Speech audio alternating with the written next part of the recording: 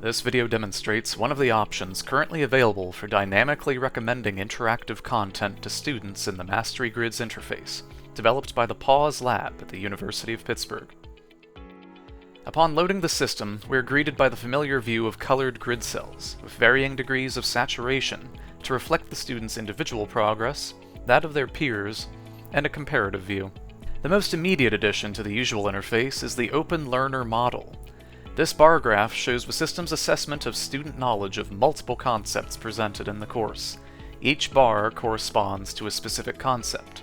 Mousing over topics shows the connection of concepts and topics, i.e. which concepts are being learned and practiced in each course topic.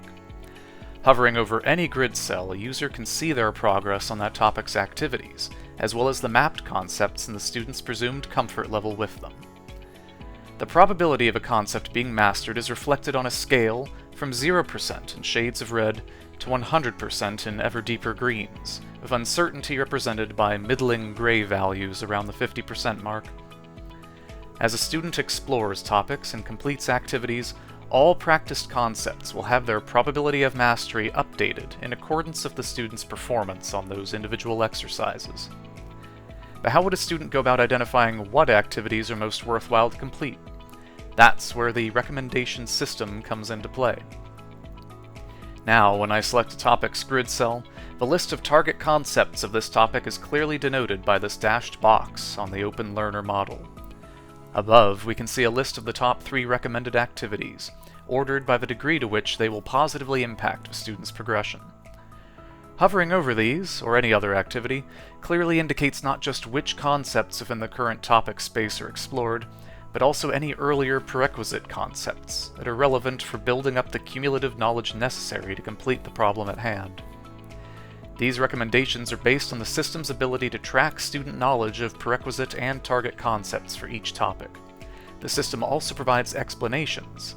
When a student hovers over recommended content, the interface explains why it is a good choice right now, based on the student's current knowledge level. For instance, worked examples might be most helpful upon first exposure to a given skill or concept, while down the road coding problems and challenges become more relevant when that baseline familiarity has been established.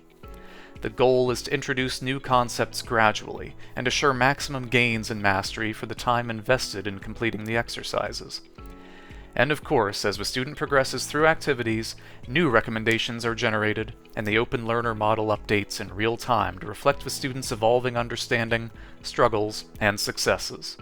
This concludes our brief overview of the Activity Recommendation extension in the Mastery Grids interface. Please feel free to comment or reach out with any questions, and thank you for taking the time to learn about Mastery Grids.